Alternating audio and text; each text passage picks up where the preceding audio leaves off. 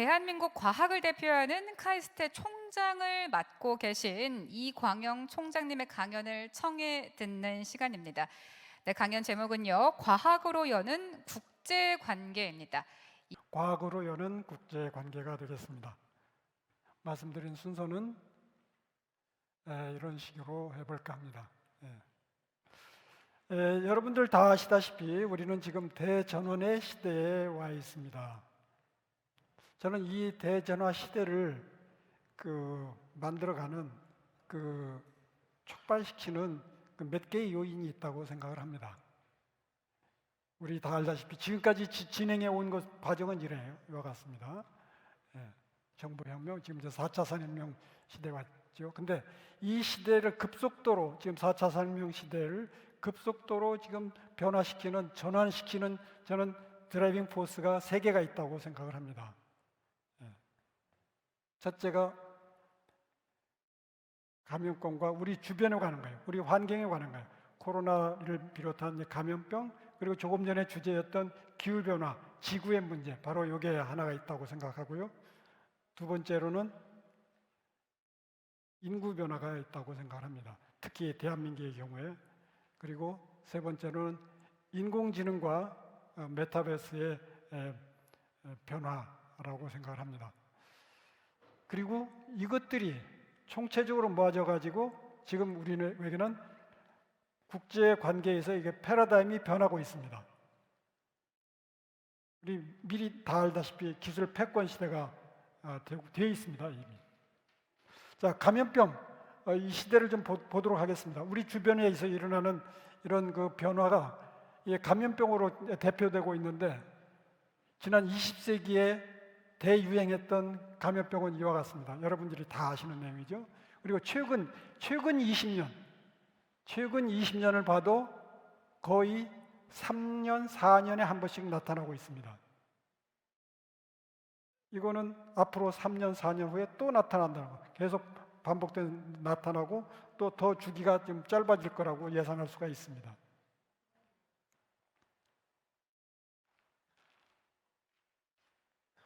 이러한 보건 문제가, 우리 환경 문제를 볼 때, 그럼 이것이 결국 이제 산업으로 연결이 되는데, 산업에 보면은 지금 우리가 굉장히 잘하고 있다고 자랑하는 반도체가 전 세계 시장에서 4,400억 불입니다. 조선 잘하고 있는 1,200억 불입니다. 그런데 의약품 1조 2천억 불, 의료기기가 4,400억 불입니다. 그러니까 우리가 굉장히 잘하고 있는, 우리 먹고 살고 있는 반도체가 의료기기하고 맞먹습니다. 지금. 거기에 또 엄청난 의약품이 있습니다. 지금 3배가 넘는. 그런데 자동차 산업은 역시 커요. 우리가 개인이 일생 동안 많은 상품을 사는데 그 중에 제일 비싼 게 뭔가 하면은 집이죠. 집이 제일 비싸요. 두 번째 비싼 게 자동차 같아요. 그러다 보니까 자동차가 산업이 큽니다. 그런데 예측을 보면은 향후 10년을 보면은 이렇게 변합니다. 의약품이 자동차하고, 의료기기와 의약품을 합치면은 자동차하고 거의 같아집니다. 반도체 커지고요. 그래서 우리가 이 감염병으로 대변되는 이 보건 문제, 이게 엄청나게 큰 변화를 가져올 거라고 생각하고, 그러기 위해서는 이런 제가 위에 쓴 이 세 가지 이것들을 우리가 중점적으로 해야 될 거라고 생각할 수가 있겠습니다. 그 다음에 인구 변화입니다. 인구 변화로 가기 전에, 조금 전에 기후 변화를 말씀하셨는데, 저는 지구를, 그런 예측 좋습니다. 예측 좋은데, 저는 그래서 어떤 분은 지구를 떠나서 화성으로 가자는 얘기도 하고 계세요. 그런데 근원적으로 왜 이 지구에 이런 변화가 일어나서 환경이 악화되는가 보면은, 산업혁명이 일어나가지고 최근 200년 동안 땅속에 묻혀있는 고체로 되어 있는 탄소를 꺼내서 우리가 불태우기 때문에 그런 거예요. 그러니까 지구 역사 5억 년 전부터는 식물이 태어나서 광합성을 해서 공기 중에 있는 CO2를 잡아서 고체로 만들어줬습니다. 그래서 이 균형이 유지가 됐어요. 그래서 식물이 광합성을 해서 탄소 동화작용을 해서, 그러니까 CO2를 잘라가지고 C에다가 H, 수소를 붙여가지고 나무가, 식물이 자기 몸을 만들고 또 과일을 만들고, 그렇게 해서 시간이 지나면 쓰러지고 또 쓰러지고 또 쓰러지고 몇 억 년을 해서 석탄층이 형성돼서 석탄 속에다가 CO2를 잔뜩 넣어놨는데, 석유 속에 넣어놨는데, 이것을 이제 200년 전부터 우리가 서서히 꺼내서 태우기 시작해가지고 이렇게 된 게 아닙니까? 저는 앨런 머스크 만나게 좀 해주시면 좋겠어요. 저는 로켓 만들어가지고 화성 갈 생각 하지 말고, 저는 우리가 광합성을 해야 된다고 봐요. 식물이 했듯이 공기 중에 있는 CO2를 잡아서 고체화하는 걸 해야 돼요. 고체화하는 방법이 고체화해서 쌀로 만들고 콩을 만드는 겁니다. 저희는 카이스트에 그래서 인공광합성 연구를 하려고 합니다. 이게 근원적으로 지구를 구하는 거고 인류의 운명을 구하는 일이라고 생각을 해요. 이게 환경에 관한 겁니다. 인구 변화를 보겠습니다. 우리 다 아시죠? 이렇게 특히 우리나라의 경우에 심각한 이런 그 전망이 있지 않습니까? 예. 이게 우리한테 굉장히 중요한 이슈가 지금 돼서 나타나고 있는 거예요. 예. 삶의 질, 노인들 문제, 이런 것들이죠. 제가 자세하게 설명 안 하겠습니다. 그 다음에 인공지능으로 대표되는 우리 AI 메타버스의 시대입니다. 다 아시다시피 45년이 되면은 특이점이 도래된다고 얘기하지 않습니까? 자, 이렇게 되면은 저는 그때가 되면은 인간과 비슷한 지능을 가진 물체가 나타나면은 우리 일자리에 변화가 오죠. 더욱더 이제 심각한 게 이제 우리 인간의 위상에 대한 변화가 예상되고 있습니다. 그 전까지는 지난 수백만 년 동안 인간은 이 지구상에서 거의 유일한 최고의 지능을 가진 주인이었어요. 정복자였어요. 그러나 이제 인간의 지능과 비슷한 어떤 물체가 나타난다. 그러면 인간의 위상에 굉장히 변화가 오죠. 그런데도 불구하고 우리하고 지능이 비슷한 물체가 나타나는데도 불구하고 우리가 계속 인본주의 사상, 인간의 중심, 모든 것을 휴머니즘 사고로 생각을 하면은 아마 어떻게 되겠어요? 결국은 우리 역사를 보면은 계급 투쟁이 일어나고 피를 흘리는 전쟁, 혁명이 일어날 수밖에 없다고 봅니다. 그래서 저는 그걸 막기 위해서는 AI와 인간이 공존하는, 서로 협력해서 평화롭게 사는 그런 시대를 개척해야 된다고 봅니다. 그것이 바로 공존 시대, 공존 시대에 맞는 철학과 사상을 우리가 확립을 해야 돼요. 저는 카이스트에 100년 위원회가 있습니다. 100년 후를 내다보면서 준비하는 그룹이 있는데 거기에 이런 주문을 했어요. 공존 시대에 맞는 사상을 정립을 해서 앞으로 우려되는 갈등, 계급적인 문제, 이거를 미리 예방하자. 우리가 그때까지 인간 중심의 사고만 계속하면은 결국은 갈등이 생길 거다. 이렇게 예측을 합니다. 한 가지 예를 들도록 하겠습니다. 우리가 잘 아는 2016년에 알파고가 한국에 와가지고 이세돌 구단하고 바둑을 했지 않습니까? 2017년에 알파고가 중국에 가서 커제 구단하고 또 바둑 시합을 했죠. 그 같은 시기에 또 하나 의미 있는 바둑 시합이 있었습니다. 복식 바둑이었습니다. 우리 복식 탁구, 복식 테니스 하듯이 2명씩 팀을 짰어요. 여기 보시면은 왼쪽에 있는 구리 팀이 있어요. 구리 구단하고 알파고가 팀을 짰어요. 우리 오른쪽에는 렌샤오 8단하고 알파고가 팀을 짰습니다. 알파고는 동일한 프로그램이에요. 사람들은 다 구리 9단 쪽이 이길 거라고 생각을 했습니다. 그러나 결과는 렌샤오 8단이 이겼습니다. 놀랐어요. 그런데 저도 놀랐어요. 그런데 저는 생각해 보니까 이건 가능한 일이에요. 우리가 복식 탁구를 하면은 내 개인기도 중요하지만은 이 파트너하고 어떻게 협력하느냐, 호흡을 맞추느냐, 이것이 절대적으로 중요한 거지 않습니까? 아마 이 렌샤오 8단은 알파고의 특성을 잘 이해하고 호흡을 맞추면서 바둑을 하려고 했을 거예요. 그러니까 이긴 거예요.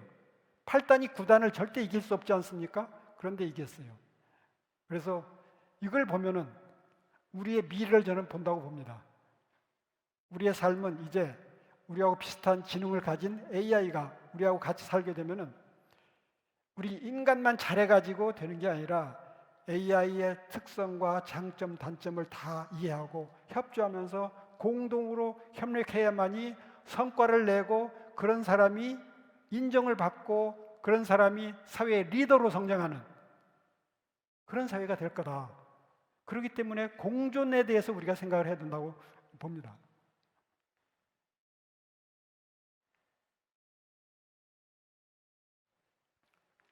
동시에 또 메타버스 시대가 열리고 있습니다.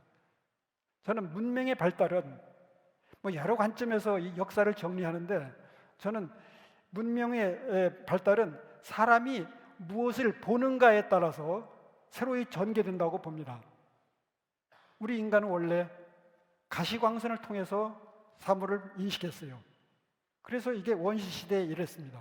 그런데 17세기에 들어와서 망원경이 발명이 됐어요. 그래서 망원경을 통해 가지고 지동설이 확립이 됐어요. 세상이 바뀌었어요. 세상을 보는 눈이 바뀌었어요. 망원경을 통해 가지고. 그 다음에 현미경이 나왔습니다. 17세기에 들어와서 현미경이 나오기 때문에 미생물을 볼 수가 있게 됐습니다. 세균이라는 걸 알게 됐어요. 그래서 질병에 대한 연구도 하고 질병에 대해서 우리가 어떻게 대응할 것인지를 알게 됐습니다. 새로운 문명이 열린 겁니다. 인간 수명이 늘어나는 겁니다. 그 다음에 전자현미경이 나왔습니다. 전자현미경이 나왔기 때문에 이제 바이러스라는 걸 볼 수가 있게 됐어요. 전자회로를 볼 수가 있게 됐어요. 그게 지금 우리가 지금 코로나 바이러스라는 것도 결국 전자현미경 때문에 우리가 보는 거죠. 그 다음에 원자현미경이 나타났습니다. 이제 나노 레벨의 물체를 볼 수 있게 됐습니다. 이 원자현미경 때문에 우리가 주머니 속에 있는 반도체 칩, 10나노짜리 반도체 칩 회로를 볼 수가 있습니다. 거기에 생기는 디펙트를 우리가 볼 수가 있게 됐습니다. 그래서 이 현대 문명을 일구는 거예요. 만약에 이런 전자현미경, 원자현미경이 나타나지 않았다면 이 현대 문명을 이룰 수가 없습니다. 왜냐하면 우리가 눈으로 볼 수가 없기 때문에. 그런데 우리 앞에는 지금 AR, VR로 대표되는 이 메타버스 세상이 열리고 있습니다. 이거는 우리가 그동안 보지 못하던 세상이 열리고 있는 겁니다. 저는 새로운 걸 보기 때문에 새로운 문명이 열린다고 보고요. 그래서 이런 그 메타버스 시대가 굉장히 우리한테 중요한 영향을 줄 거라고 생각을 합니다. 메타버스라고 해서 최근에 이걸 정립된 단어이지만은 이미 저는 존재하는 거라고 봐요. 우리가 현실 세계하고 이 메타버스라는 거는 현실과 가상 세계의 결합으로 얘기하지 않습니까? 근데 가상 세계라는 건 이미 오래전부터 있었어요. 가장 쉽게 얘기하면 우리가 옛날에 소설책 읽은 거 있잖아요. 소설책 가공의 세상입니다. 그걸 우리 상상하면서 그걸 읽으면서 머릿속에 관념적으로 자리 잡고 있어요. 컴퓨터 게임도 마찬가지입니다. 네트워크 게임 그거 다 메타버스 우리가 가상 세계입니다. SNS 우리가 활동하는 거 그거 가상 세계입니다. 그거 다 우리가 현실과 이미 융합해서 우리가 이미 살고 있습니다. 그런데 그것이 이제 근래 아주 좀 더 단어가 좀 더 일반화되면서 우리한테 가까이 다가선 거죠. 여러분들, 우리 모두 마음속에 고향이 있습니다. 제가 고향이란 말씀을 드리면은 떠오르는 모습이 있죠. 각자 고향. 여러분 생각해 보세요. 고향. 그러면은 저 같은 사람은요. 골목에서 친구들하고 딱지치기 한 거, 구슬치기 한 거 생각납니다. 여러분은 어떤 생각? 저하고 비슷한 시기에 아마 비슷한 경험을 했을 수도 있어요. 그런데 지금 10살짜리, 15살짜리 컴퓨터 게임을 열심히 하고 SNS를 열심히 하는 그 어린이한테 고향이란 이런 거다. 고향이 무엇이냐고 물으면은 걔네들은 무슨 답변할까요? 걔네들이 구슬치기 하고 얘기할까요? 오징어 게임 얘기할까요? 걔네들은 리니지 카트라이더에 나오는 그 자기가 놀았던 그 동네를 얘기합니다. 그 성을 얘기합니다. 고향이 다릅니다. 이제 사람이라는 거는, 상상이라는 거는, 사고라는 거는, 사유라는 거는 자기 경험을 바탕으로, 자기가 머릿속에 가지고 있는 관념을 바탕으로 거기에서 한 걸음씩 변화시키는 게 상상 아니겠습니까? 그게 창의력 아니겠습니까? 그런데 메타버스, 가상세계를 가지고 있는 사람은 거기로부터 상상을 하는 거예요. 저희 같은 세대에서는 소설책을 많이 읽고 역사책을 읽고 현실 세계 생활하고 그런 사람들은 역사나 소설, 이 현실 세계를 에서 출발해서 상상을 해요. 근데 네트워크 게임을 많이 한 학생은 이 자기들이 가지고 있는 가상 세계에서 출발해서 새로운 상상을 하는 거예요. 그래서 메타버스 시대에는 이 상상력이 어디서 출발하냐면 이 가상 세계에서 출발하기 때문에 지금 어린이들이 꿈꾸는 그런 세상은 지금 제가 꿈꾸는 거하고 완전히 엄청나게 달라질 거라고 생각합니다. 그리고 걔네들이 상상하는 대로 세상은 변하지 않습니까? 그래서 저는 미래에는 인공지능과 메타버스 시대에는 이런 인공지능과 메타버스를 만드는 사람이 저는 결국은 지배할 거라고 생각을 합니다. 메타버스를 만드는 사람이 그 만드는 사람의 사상이 거기에 주입될 것이고 지금 예를 들어서 우리가 하고 있는 리니지나 카트라이더, 메이플 스토리 이런 것들은 그 사람들이 만드는 사람들이 사상이 거기에 주입돼 있어요. 우리가 헐리우드 영화를 보면은 헐리우드 그 감독들의 사상이 거기 주입돼 있어요. 우리가 거기에 지배를 받고 있는 거죠. 그래서 그걸 만들 수 있는 사람, 이걸 만들 수 없으면은 남이 만들어 놓은 것을 이용해서 돈 내고 쓰면서 그 사람들의 사상이 지배를 받는 거죠. 근데 다행히 지금 우리나라는 그래도 전 세계적으로 게임도 만들고요. 메타버스를 만들 수 있는 능력을 가졌고 경험이 있는 겁니다. 예. 한 예로 지금 구글이나 애플 우리가 마이크로소프트 제품을 계속 매일같이 쓰는데 이게 쓰는 거는 그 사람들이 만드는 규범 절차를 그대로 우리가 배우는 겁니다. 그냥 거기에 지배받는 거예요. 사상을 지배를 받는 겁니다. 그래서 이런 메타버스나 AI 이걸 만들 수 없다는 것은 뭐냐면은 또는 그 프로그램을 할 수 있는 능력이 없다는 얘기는 우리가 현대 사회에서 영어를 하지 못하는 것처럼 남이 해놓은 걸 그냥 따라서 하는 그런 격으로 변하지 않을까 생각합니다.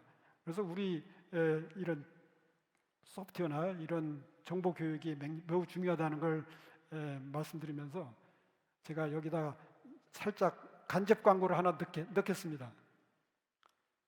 지금 우리나라의 초등학교, 중학교, 고등학교에 어린이들이 컴퓨터 교육을 고등학교 졸업할 때까지 몇 시간을 받는지 아십니까? 54시간을 받습니다. 그런데 영국과 중국은 200시간이 넘어요. 미국과 일본은 400시간이 넘습니다. 이거 간접 광고입니다. 근데 지금 교육부에서 그걸 지금 교과 과정을 만들고 있어요. 또 새로운 걸. 근데 잘 바뀌질 않아요. 좀 늘었어요. 좀 늘었어. 근데 지금 400시간 하고 있는 판에 우리는 그것 좀 늘리자면은 기존 과목들에서 반대해가지고 잘 안 되고 있어요.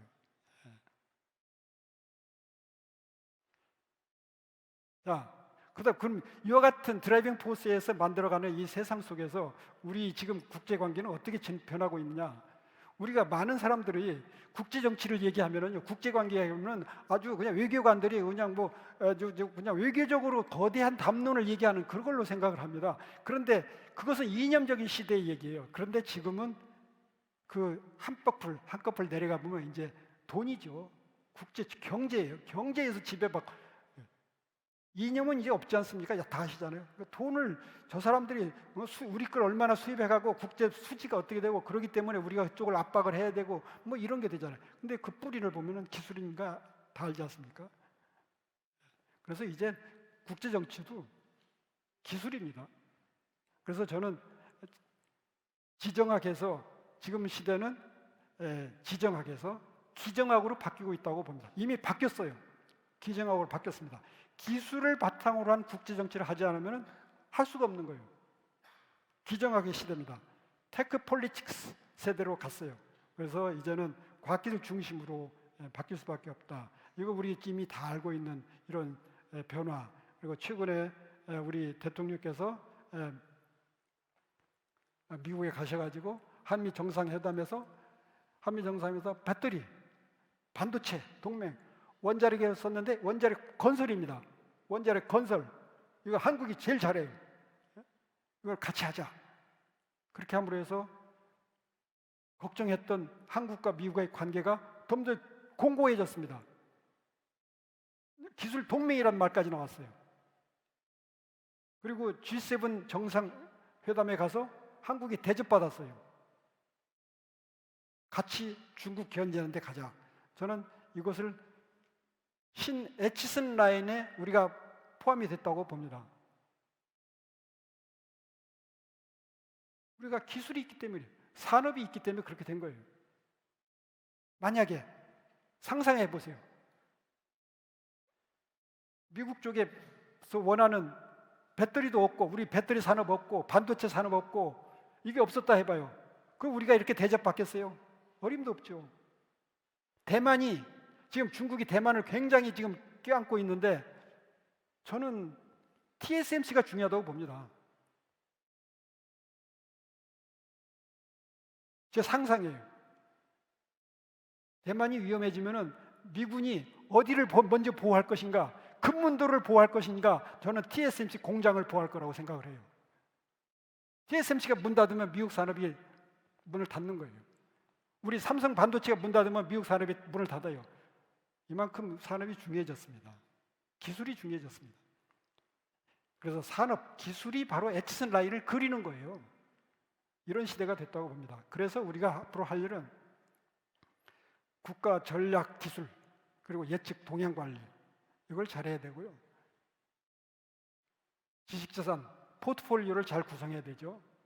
그래서 반도체, 퀀텀 컴퓨팅, 또 AI, 이 기술에서 우리에게 핵심적인 기술은 무엇이고, 그건 우리가 보유하고 있는지, 특허를 가지고 있는지 없는데, 이걸 전체적인 그림을 갖고 있어야 돼요. 이거 없이 하면은 제대로 못하는 거죠. 몇 년 전에, 2년 전인가요? 아베가 3년 전이고요. 아베가 한국 무역 공격했지 않습니까? 근데 우리 잘 견뎌냈어요. 그건 뭐냐면은 아베가 이 한국 기술, 일본 기술에 대한 기술과 산업에 대한 이 기술 특허 공급망, 요것에 대한 분석이 완벽하지 못했다는 뜻이에요. 우리가 못할 줄 알았죠. 근데 우린 다 해냈어요. 그래서 저는 앞으로 우리는 기술, 전략 기술과 산업의 공급망 관리를 철저하게 잘해야 됩니다. 이번 우리 누리호 하는데 부품이 몇만 개 사용됐겠죠. 그 부품 하나하나가 어디서 왔는지, 그 생산자가 어디고, 만약에 그 중에 한 부품만도 우리하고 경쟁 관계, 적대적인 관계에 있는 나라에서 생산이 되고 있다면 그건 우린 부품 관리를 잘못하는 거예요. 공급망 관리를 잘못하는 겁니다. 그런 걸 잘해야 돼요.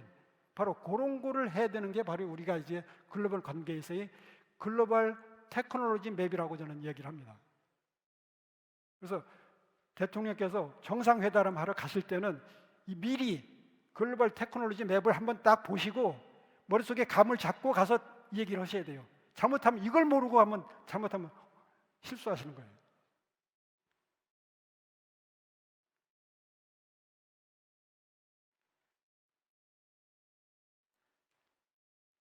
그래서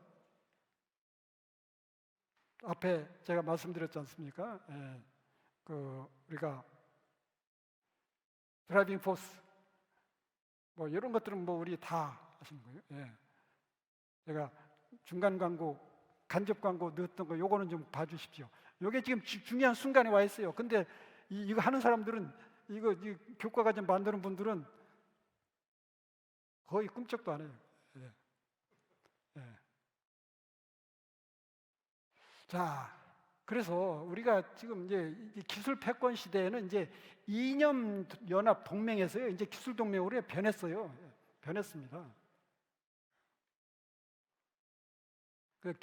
지정학에서 이제 기정학 시대로 갔고요. 그래서 이제 국제 정치라는 것도 과학 기술을 잘하고 튼튼하게 하고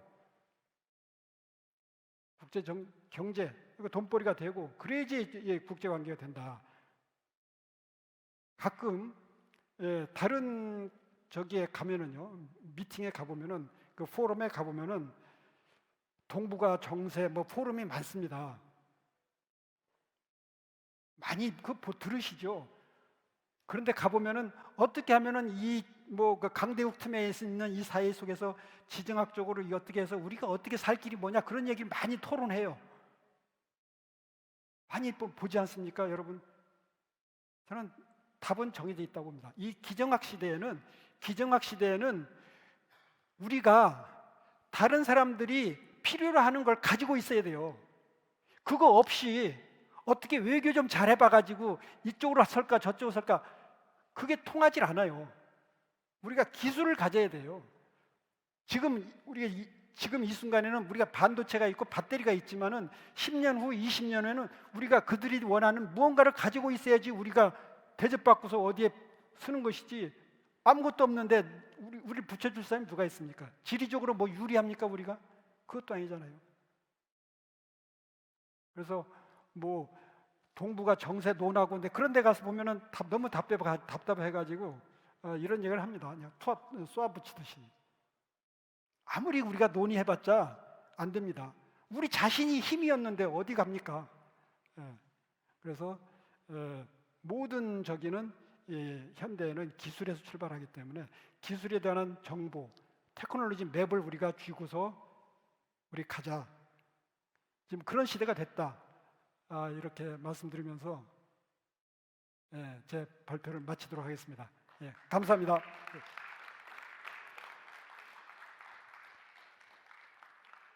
네, 총장님 잠시만 질의응답 시간 갖기 위해 잠시만 대기를 해주시고요. 그 전에 잠시 안내 말씀을 하나 드리겠습니다. 지금 저희 지역에 KT 전선망 자체에 문제가 생겨서요. 아마 인터넷도 그렇고 KT 휴대전화 사용하는 분들께서는 지금 아마 사용이 안 되고 계시는 것 같은데요. 다행히 행사 진행은 다른 전선망을 통해서 진행을 하고 있습니다만 아까 이전에 강해 주셨던 팀모먼 단장님의 질문은요. 저희가 추후에 답변을 요청드려보는 방식으로 한번 시도를 해보겠습니다. 네, 그러면 이광영 총장님의 강연에 대해서 질의응답 들어온 것들을 한번 제가 질문을 드리겠습니다. 화면에 준비가 되어 있나요? 아니면 제가 읽어드리겠습니다. 네, 되어 있네요. 네, 고교 수학과학 교육의 문제점은 무엇이며 고등학생들이 어떤 경험을 해나가기를 권장하시나요? 학생들이 국제관계에서 전문가로 핵심적인 역할을 하기 위해서 수학과학 교육 이외에 어떤 역량이 강화될 필요가 있다고 생각하십니까, 총장님? 네, 질문 감사합니다. 그러니까 기술 중심 사회로 이게 전하기 때문에 기술에 대한 기본적인 그 사고력, 그 수학이죠. 수학이 논리적인 사고이기 때문에 그건 뭐 당연히 필요한 거고요. 학생들이 국제관계에서 전문가로 핵심을 활동하기 위해서 일단은 기술과 산업을 이해하고 국제정치를 같이 공부해야 된다고 봅니다. 이제는 국제정치만 공부해서는 겉도는 거예요. 힘이 없어요. 그래서 그런 것이 강화될 필요가 있다고 생각을 합니다. 그리고 제가 앞에서 우리 국민들, 어린이들한테 컴퓨터를 사용할 수 있는 능력이 있어야 된다 그런 말씀 드렸는데 그거는 현대사회에서 영어하고 비슷합니다. 현대사회에서 영어 못해도 사는 사람 많아요. 그러면 누가 통역해줘야 돼요. 근데 그 주류에 들어가지 못해요. 영어를 할 줄 모르면 이 세상을 움직이는 그룹에 들어가지 못합니다. 마찬가지로 어떤 사물을 아이디어가 있으면 그걸 직접 만드는 방법을 자기가 알아야지. 그래야지 남한테 시킬 수도 있고 자기가 주도할 수가 있어요. 그거 못하고서 살면은 남이 만들어 놓은 거 사서 쓰는 거죠. 그래서 돈 내고 쓰는 거죠. 뭐 그렇게 된다고 봅니다. 네, 다음 질문 이어가 보겠습니다. 네, 이거는 중복돼서요. 다음 질문 주시죠. 네, 과학기술이나 국제기구 참여 등 과학기술 외교 역량 강화를 위해서 필요한 전략, 선행 조건 어떤 거라고 보십니까, 총장님? 네, 우리가 그런 첫 번째로 우리가 그 인식을 할 필요가 있다고 봅니다. 과학기술 하는 분들은 내가 하는 일이 우리 국제관계, 우리 생존과 어떻게 직결되는가 이런 것도 머릿속에 두고서 연구 개발을 하셔야지 그쪽에 기여를 할 가능성이 많고요. 또 국제 정치를 하시는 분들도 기술이 정말 밑바탕에서 어떻게 되는구나, 그게 힘이구나, 국방에 관해서도 힘이구나, 이걸 알아야지 제대로 된 국제 정치를 할 수 있다, 이런 생각을 합니다. 네, 국제관계에 대한 인식과 인지가 먼저 되어야 할 것이다 말씀해 주셨고요. 다음 질문 한 개만 더 받아보겠습니다. 주시죠. 비대면 시대의 경제 활성화를 위한 과학기술의 역할, 비대면 시대 비즈니스 패러다임에 대응하기 위한 중소기업의 전략은 어떤 게 있다고 보십니까, 총장님? 네, 뭐 기업의 전략에 대해서는 저보다 훨씬 더 많이 아시는 분이 계실 텐데요. 그냥 제가 질문을 받았기 때문에 뭐 제가 짧은 소견으로 말씀드리도록 하겠습니다. 지금 이 코로나 때문에 어려움이 많은데 이거는 또 변화라고 생각을 하면은, 변화, 이 우리 큰 주변에 큰 지각 변동이 일어나고 있다고 생각을 하면은 변화 속에는 항상 어려움도 있지만 또 기회도 있습니다. 예. 기회라는 건 뭐냐면 비대면 비즈니스죠. 비대면 비즈니스. 이미 우리 사회에서도 이 코로나 때문에 어려움을 겪는 기업도 많이 있지만 또 혜택을 보는 기업도 많이 늘어났어요. 그래서 그건 기회입니다. 그래서 우리가 사회가 비대면 시대가 좀 더 중요해지면은 그쪽으로 우리 산업이 좀 이제 빨리 변해서 새로운 기회를 잡아야 되지 않을까, 이런 생각을 해봅니다.